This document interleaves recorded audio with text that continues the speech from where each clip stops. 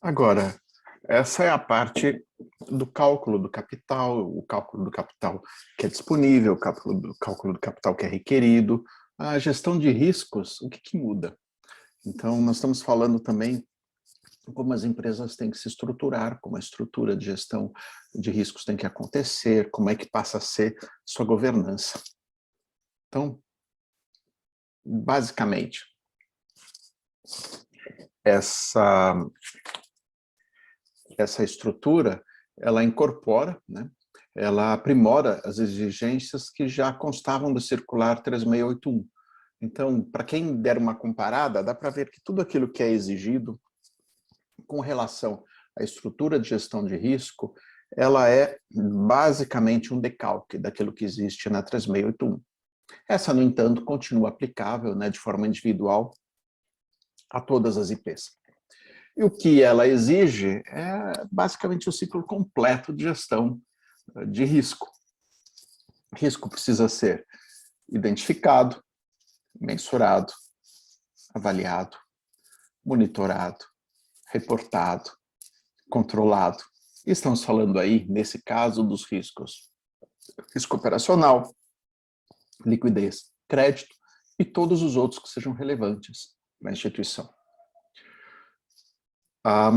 Existe também uma questão de governança, tem que existir uma governança de gestão de riscos e capital.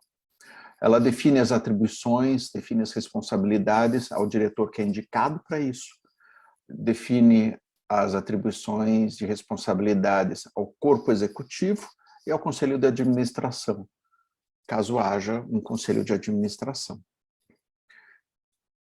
Para as de tipo 2 de maior porte, quer dizer, aquelas que já seriam equivalentes ao tamanho de instituições financeiras classificadas como S3, existe adicionalmente a exigência de uma base de dados de perdas operacionais, sendo que é boa prática que todo mundo tenha uma base de perdas de dados operacionais.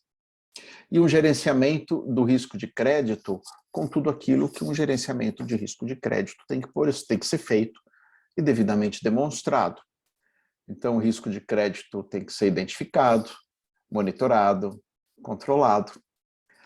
E estamos falando das operações de curso normal, estamos falando das operações de ativos em default, estamos falando de monitoramento, de controle de concentração, perdas esperadas e uma série de outros requerimentos que não são muito diferentes daqueles que são exigidos de instituições financeiras de mesmo porte. Então, como é que fica agora?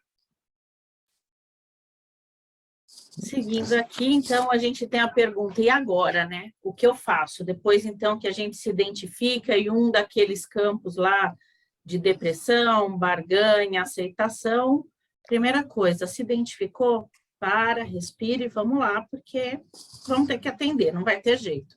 A hora da aceitação, ela tem que chegar. E aí, algumas orientações, né, algumas sugestões que a gente deixa aqui.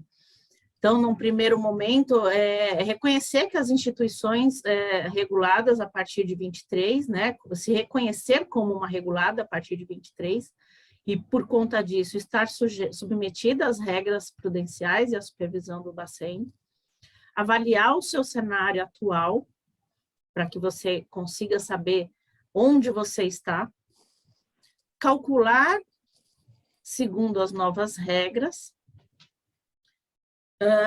discutir internamente a melhor forma e a necessidade de aporte de capital. E aí, então, é onde a gente novamente traz a questão como eu vou facilitar este meu trabalho, uma vez que ele está aí, eu não tenho como fugir, eu tenho que atender. Então, novamente, a questão do COSIF, a gente trazendo aqui para que o quanto antes, quem está em vias de ser autorizado, está em vias de atingir a volumetria ou não esteja contemplado nas regras de exclusão para obrigatoriedade do pedido de autorização a partir de 23, estruture a sua contabilidade para atendimento ao COSIF para facilitar o seu trabalho.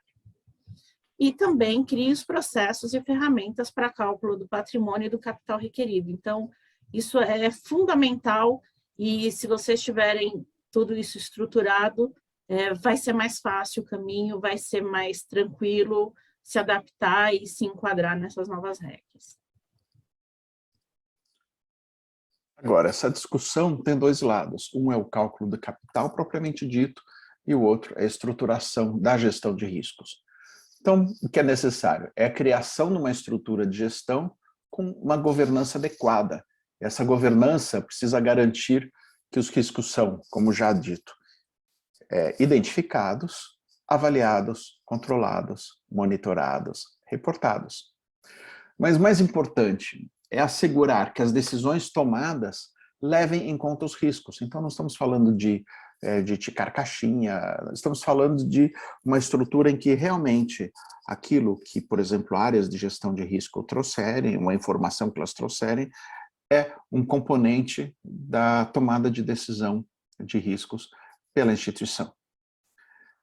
Agora, essa área precisa ter a garantia de que ela, para operar de forma contínua, que ela é uma área independente, que ela é dotada de recursos, então que ela tem as pessoas com treinamento adequado, número adequado, acesso a sistemas, recursos, aquilo que for preciso para estruturar uma boa área de gestão de riscos. E com isso, nós cobrimos esses aspectos. Alguns itens, então, ficaram para uma outra conversa e estão todos convidados para essa próxima conversa.